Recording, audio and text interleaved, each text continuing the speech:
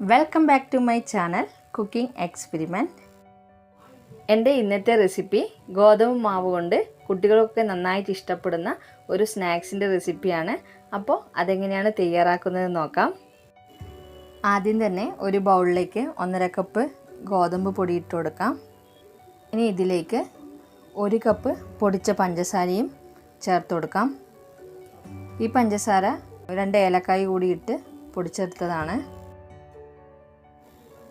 ഇനി ഒരു ഫ്ലേവറിന് വേണ്ടി 1 ടീസ്പൂൺ വാനില എസൻസ് ഒഴിച്ചു കൊടുക്കാം. അതിൻ്റെ കൂടെ തന്നെ 2 ടേബിൾ സ്പൂൺ നെയ്യ് കൂടി ഒഴിച്ച് ഒന്ന് മിക്സ് ചെയ്തെടുക്കാം.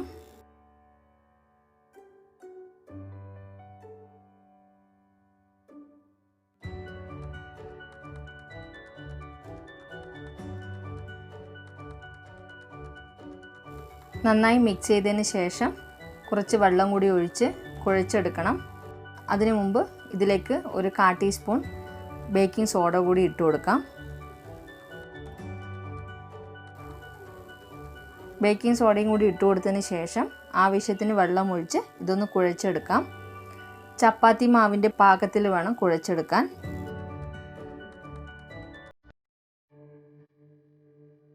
എൻ്റെ ചാനൽ നിങ്ങൾക്ക് ഇഷ്ടപ്പെടുകയാണെങ്കിൽ സബ്സ്ക്രൈബ് മൈ ചാനൽ.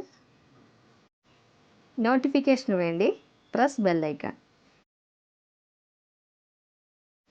ചപ്പാത്തി മാവിൻ്റെയൊക്കെ പാകത്തിൽ കുഴച്ചെടുത്തതിന് ശേഷം ഇതിലേക്ക് 2 ടേബിൾ സ്പൂൺ നെയ്യ് ഒഴിച്ച് ഒന്നുകൂടി നന്നായി കുഴച്ചെടുക്കാം.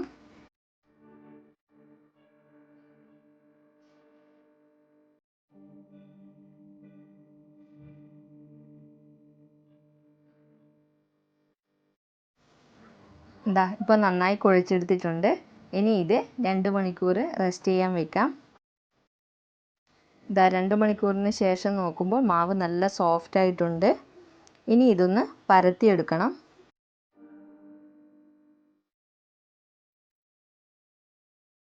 പരത്തിയെടുക്കാൻ എളുപ്പത്തിന് വേണ്ടി ഇത് 2ആയി കട്ട് ചെയ്തെടുക്കാം. അതിൻ്റെ ഒരു ഭാഗം എടുത്ത് ഇനി പരത്തിയെടുക്കാം.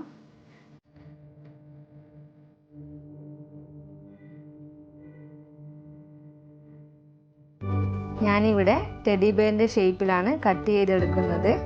അതിനുവേണ്ടി കുറച്ചുകൂടി കട്ടി കുറച്ച് പരത്തിയെടുക്കാം. ആവശ്യമാണെങ്കിൽ ഇതിൻ്റെ മുകളിൽ കുറച്ച് മൈദപ്പൊടിയോ ഇല്ലെങ്കിൽ ഗോതമ്പ് പൊടിയോ ഇട്ട് കൊടുത്ത് തിന്നായിട്ട് പരത്തിയെടുക്കാം.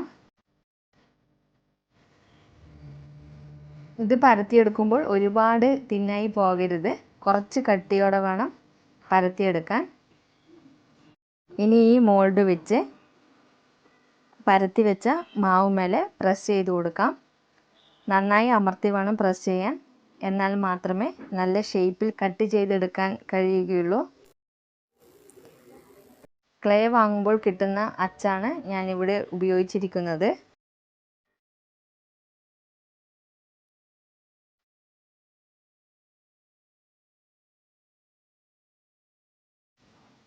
എല്ലാം ഇതുപോലെ നന്നായി കട്ട് ചെയ്തെടുത്തിട്ടുണ്ട്.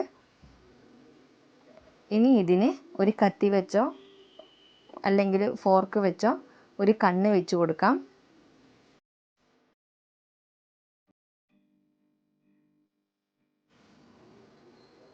ഇനി ഇത് ചൂടായ എണ്ണയിലേക്ക് ഇട്ട് ഫ്രൈ ചെയ്തെടുക്കാം. ലോ ടു മീഡിയം ഫ്ലെയിമിൽ വെച്ച് വേണം ഫ്രൈ ചെയ്തെടുക്കാൻ.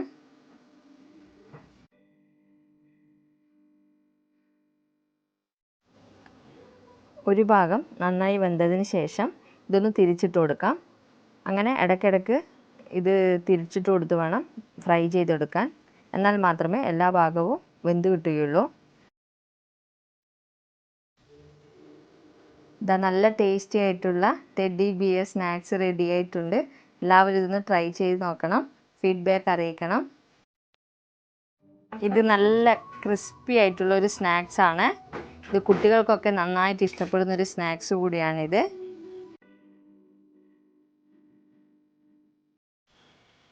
ഇന്നത്തെ എൻ്റെ റെസിപ്പി എല്ലാവർക്കും ഇഷ്ടപ്പെട്ടെന്ന് വിചാരിക്കുന്നു. ഇഷ്ടപ്പെട്ട ലൈക്ക് ചെയ്യുക, കമൻറ്റ് ചെയ്യുക, ഷെയർ ചെയ്യുക. ഞാൻ അപ്ലോഡ് ചെയ്യുന്ന വീഡിയോകൾക്കായി സബ്സ്ക്രൈബും ചെയ്യുക.